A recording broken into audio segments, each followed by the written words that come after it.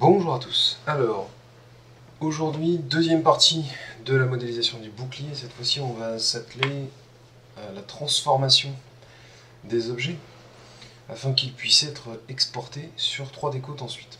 Donc, le but ici, c'est de convertir nos TurboSmooth pour conserver un maillage complet. Vous voyez déjà, première chose, attention à Isoline Display. On l'a vu en cours, surtout bien le décocher, sinon on va se retrouver avec des artefacts qui ne seront pas connectés. Les points ne seront plus connectés entre eux à cause justement de cet Isoline Display.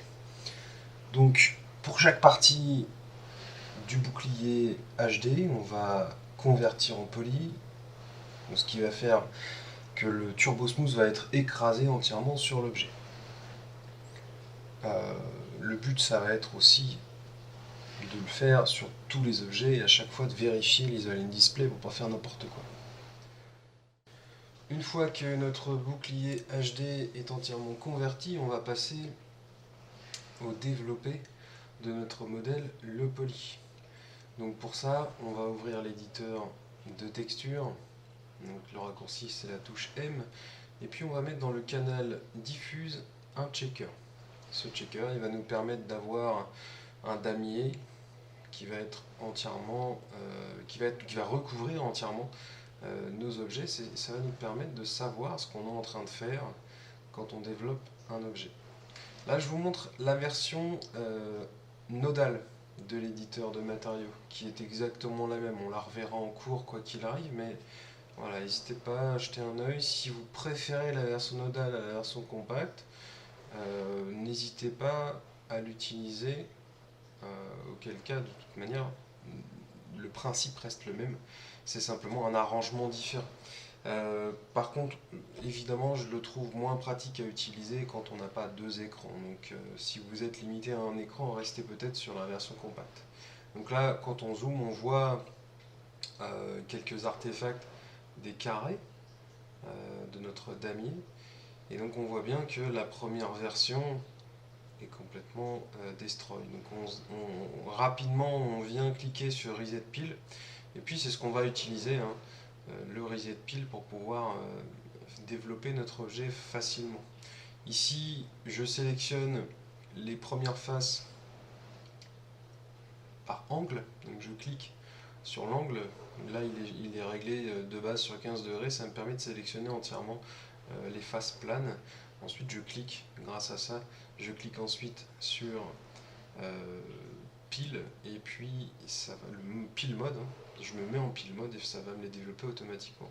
Ensuite ici, tout ce que j'ai à faire, c'est des doubles clics aux quatre coins de ma forme. Ici, comme j'ai fait mon bouclier avec des triangles entièrement sur les bords, à partir du moment où je fais un double clic, ça me développe entièrement tout mon objet.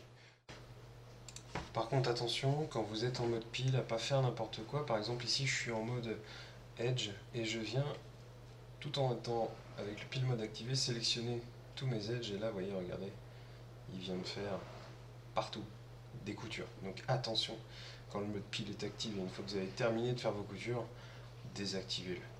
Ensuite, ici, on va venir faire un relax. Et vous voyez que cette partie-là vient de se retourner.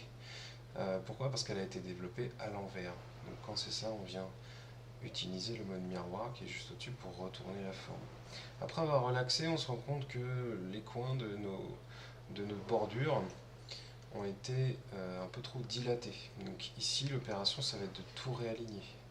Donc à la suite, je viens sélectionner ici les verticales et puis je viens aligner grâce au bouton sur la droite. Hein, faites bien attention de rester appuyé sur les boutons pour aller sélectionner justement l'alignement, non pas par rapport au pivot, mais un alignement qui va être vraiment, comment dire ça, plus homogène en fait. Ça va être un alignement global sur tous les éléments. Donc là, on n'hésite pas, on sélectionne, on prend loop, ring, hein, vous le voyez sur la souris, et ensuite vous alignez au fur et à mesure. Voilà, les quatre sont alignés. À partir de là, mon objet, il va être entièrement développé. Donc là, je suis bien, surtout ne relaxez pas à nouveau ces parties-là, hein, sinon vous voyez, ça va à nouveau les détendre. La relaxation, ça marche bien sur des objets qui vont être assez ronds. Par contre, sur les objets qui ont une tendance un peu à être géométrique, il faut faire attention. Donc ici, quand on fait le rangement, faites bien attention aussi au gap, hein. Le rangement va vraiment se faire à 0,005 au niveau du threshold. Donc ça, on le reverra par la suite. Une fois que mon bouclier est fait, je collapse. Pensez bien à collapser assez souvent. Le NRAP est assez volubile, hein, comme je vous l'ai dit en cours. Donc ça a tendance à plantouiller. Quand ça plante, on en a parlé, hein, on n'hésite pas à faire un reset, file reset, et à merger toute une scène, import merge, et tout mettre dans une nouvelle scène. Ça fonctionne assez bien. Les rivets, à partir du moment où ils sont en instance, on va pouvoir en faire un seul. Voilà, une fois qu'un rivet est fait, on va pouvoir les attacher ensemble. Par contre, évidemment, il faut d'abord casser les instances. Donc soit on les convertit tous en poly, soit on clique sur Make Unique, comme je viens de le faire dans la vidéo. Ici, une fois que tout est fait, j'attache mes rivets grâce à Attach List, et ensuite je viens les ranger. À nouveau ici, grâce au rangement, voilà, j'ai bien mis 0,05, hein, faites bien attention, 0,005, pour éviter d'avoir des bavures sur les bords. Je fais la même chose ensuite avec la poignée. La poignée, ça va être pas beaucoup plus compliqué, hein. Faut juste voilà, respecter le même principe. Donc je commence par un reset pile quand j'ai ce genre de forme. Je ne l'ai pas fait forcément avec le rivet, puisque le rivet il avait une forme assez classique, planaire. Donc quand c'est ça, je ne m'embête pas plus que ça. Ici j'ai activé le point-to-point sims, donc, qui me permet de faire un loop directement en faisant quelques clics. Donc là je fais un premier clic, un deuxième, un troisième, et je vais vers le bas. En cours, on a aussi vu le mode miroir. Là, je ne l'ai pas utilisé spécialement. J'aurais pu, mais ça revient un petit peu au même. Ouais, je vais assez vite à faire la découpe grâce au point-to-point sims aussi. Donc, n'hésitez pas à le tester, voir ce que ça donne. Vous allez voir que le travail va être assez rapide grâce à ça. Donc, je viens faire donc, ma découpe sur l'entièreté du modèle, et puis ensuite je viens découper simplement la poignée, puisque la poignée elle va avoir disons une certaine différenciation d'angle, et puis elle va aussi avoir une différence de matière, parce que cette partie là ce sera certainement une partie qu'on mettra en cuir, donc il faudra la travailler. Vous voyez là, je viens de terminer ma couture, et vous voyez que j'ai deux faces qui sont parties un peu en cacahuète. Donc là on le voit bien. Alors oui, de base la couleur est rose pâle, hein. Je vous l'ai dit, si vous voulez changer la couleur, allez le faire dans les options, option display, option préférence, puis changer les couleurs. Et ici j'ai simplement à relaxer la forme, vous voyez, pour qu'elle reprenne bien son aspect original. Une fois que c'est fait, je range à nouveau. Pour l'instant, le rangement il n'est pas forcément obligatoire, puisque de toute manière on va ensuite attacher les objets et les ranger à nouveau. D'ailleurs c'est ce qu'on va faire tout de suite. On va partir sur un nouveau matériau, multi-sous-objet, qu'on va nommer bouclier low. Ensuite on va lui donner deux matières, une matière bois et une matière métal. Ça on l'a vu en cours, hein. Donc vous nommez à la fois les idées et les matériaux, comme ça vous ne pouvez pas vous tromper. Il faut savoir ce que SketchUp, ce qu'il va prendre lui, 3D Code, ce qu'il va prendre comme un objet, ça va être le matériau de l'objet. Donc on peut facilement faire beaucoup d'objets avec simplement des matières différentes. J'ai appliqué là le matériau à mes trois objets, ensuite je viens les attacher ensemble. Une fois qu'ils sont attachés, je mets voilà, les différentes idées, métal et bois. Et ensuite je peux le faire avec la poignée par exemple, juste derrière.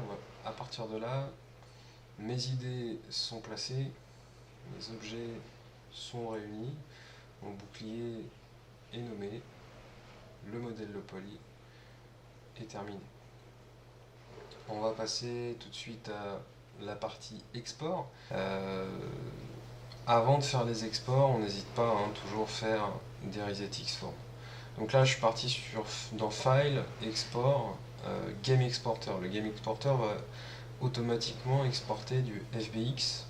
On va simplement venir choisir un chemin de sauvegarde. Ici, je fais un CTRL-C, CTRL-V depuis mon chemin, donc ce qui me permet d'avoir un lien qui se fait assez rapidement. Et en dessous, je nomme ici mon bouclier low poly et j'exporte. Une fois que c'est fait, la fenêtre peut rester ouverte. C'est l'avantage de cette fenêtre d'export, c'est qu'on peut continuer à travailler tout en ayant nos sélections de fait, etc. Ici sur notre bouclier HD, ce qui va nous manquer, c'est évidemment les textures, le matériau. Donc pour pouvoir faire un export convenable, on va créer un matériau par objet. Donc ici, les 6 planches et la bordure.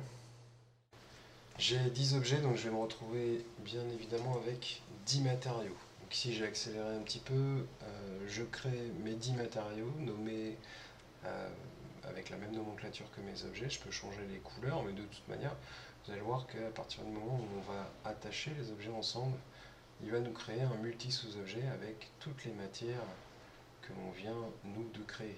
Donc ici, vous voyez, je sélectionne tous mes objets et il me propose de matcher les idées aux matières.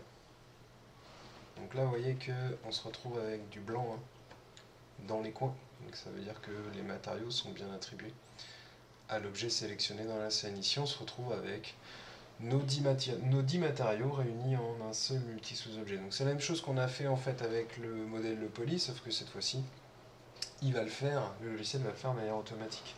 Et ensuite, l'avantage d'avoir ce multi-sous-objet, surtout quand on a juste une couleur à changer, ici pour l'export, c'est pratique. Comme ça, on sait si on ne s'est pas trompé dans les idées de matière. On peut changer directement la couleur via la petite case de droite à côté de notre matériau. Vous voyez ici, il nous reste simplement la poignée à fabriquer, puisque la poignée, je crois que oui, là il manquait un matériau, donc quand il nous manque une matière, on l'ajoute, vous voyez. Donc là j'ai fait add, et simplement là je vais créer mon matériau et je vais rajouter un ID de matériau. Donc là ça va s'appeler numéro 10, et puis c'est pour la poignée extérieure. Et je nomme ici dans les noms des ID. Nommer dans les noms des ID, ça va nous permettre, sur la droite, vous allez voir, dans Polygon Material IDs, de retrouver, regardez, chaque matière. Chaque numéro possède son nom. Comme ça, on sait exactement si à tel endroit on met du métal, ou on met du bois, ou on met autre chose. Ici, donc, je lui donne une couleur. Voilà, je vérifie que mes couleurs correspondent bien à mes objets, à mes sélections. Voilà, à partir de là, mon bouclier HD, tout est attaché. J'ai bien fait gaffe, je le répéterai pas assez, de décocher Isoline Display quand j'ai attaché mon objet. Vous avez été nombreux à faire l'erreur, donc attention à ça. Ici dans matériaux, j'ai été dans Utilities, Reset Slot Materials, et je suis revenu, voilà, pipetter simplement mes 2 matériaux, histoire de n'en avoir plus que 2 dans l'éditeur de matériaux. Donc là, à la place de bouclier low poly, je vais exporter mon bouclier HD. Avant de faire ça, je convertis, je mets un resetX form et ensuite je convertis en poly. Et puis voilà, je peux exporter mon bouclier et c'est terminé.